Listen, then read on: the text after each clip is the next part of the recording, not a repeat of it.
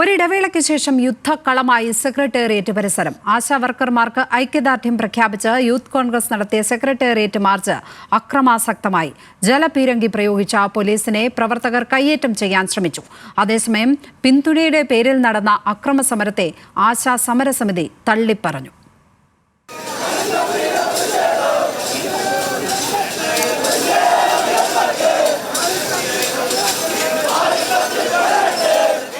ആശാവർക്കർമാരുടെ സമരപ്പന്തലിലേക്ക് ആദ്യമെത്തിയത് മുൻ കേന്ദ്രമന്ത്രിയടങ്ങുന്ന BJP സംഘമാണ്. B Muraleedharan സംസാരിക്കുന്നതിനിടെ youth Congress പ്രവർത്തകർ സമരഗേറ്റിലേക്ക് പാഞ്ഞെടുത്തു.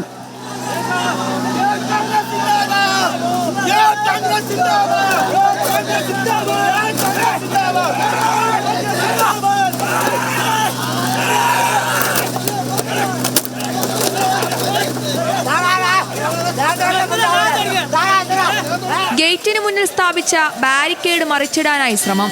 പ്രവർത്തകരെ പിരിച്ചുവിടാൻ പോലീസ് ജലപീരങ്കി പ്രയോഗിച്ചു.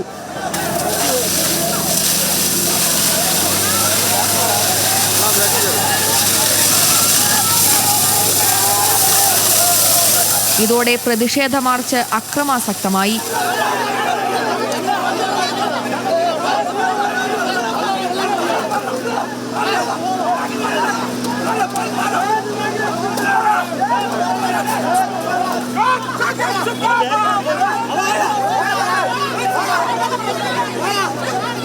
പോലീസും പ്രവർത്തകരും തമ്മിൽ പലതവണ ഏറ്റുമുട്ടി.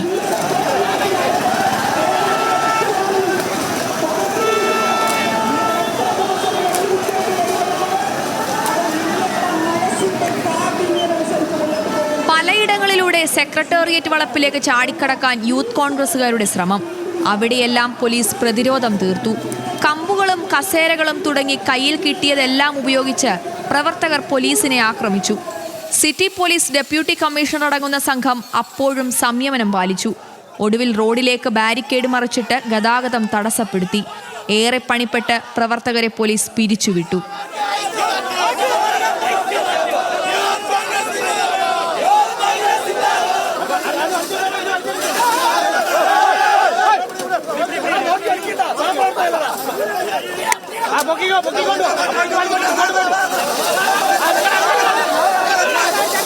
അതിനിടെ പോലീസ് മർദ്ദിച്ചുവെന്ന വനിതാ പ്രവർത്തകർ. വനിതാ ഡ്രസ്സിലാണ് പിടിക്കുന്നത്.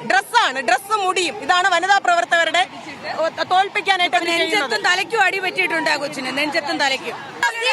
ക്രിമിനലുകളാണ് ഇവിടെ ഓരോ വനിതാ പ്രവർത്തകരെ കയ്യേറ്റം ചെയ്യുന്നതിന് നെയിം ബോർഡ് പോലും വെച്ചിട്ടില്ലാതെ പ്രോപ്പർ ആയ ഒരു യൂണിഫോം പോലും ഫോളോ ചെയ്യാതാണ് യൂത്ത് കോൺഗ്രസിന്റെ.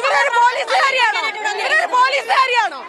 വനിതാ പ്രവർത്തകരുടെ വസ്ത്രങ്ങൾ വലിച്ചു കയറാൻ വരെ ഇവിടുത്തെ വനിതാ പോലീസ് ഉദ്യോഗസ്ഥർ ശ്രമിക്കുകയാണ്. താഴെയിട്ട് അടിച്ചു അവര്.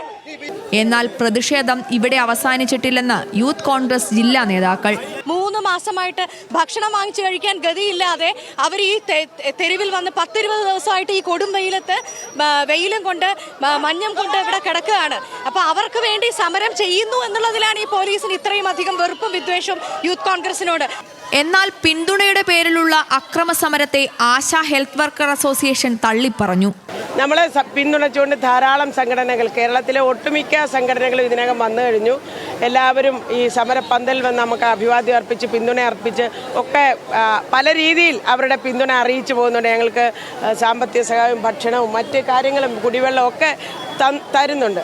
അതെല്ലാം ഞങ്ങൾ ഹൃദയപൂർവ്വം സ്വീകരിക്കുകയാണ്. ഈ പിന്തുണകളെ എല്ലാം ഞങ്ങളുടെ സമരത്തിൻ്റെ ഊർജ്ജമായി കണ്ടുകൊണ്ടാണ് നമ്മൾ ഈ സമരം മുന്നോട്ട് പോകുന്നത്. പക്ഷേ സമരത്തിൻ്റെ പേരിൽ ആരെങ്കിലുമൊക്കെ എവിടെയെങ്കിലും അക്രമം നടത്തിയാൽ അതിൻ്റെ ഉത്തരവാദിത്വം നമ്മുടെ സംഘടനയ്ക്കല്ല.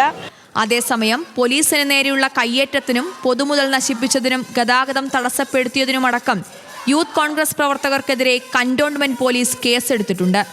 ന്യൂസ് മലയാളം, തിരുവനന്തപുരം.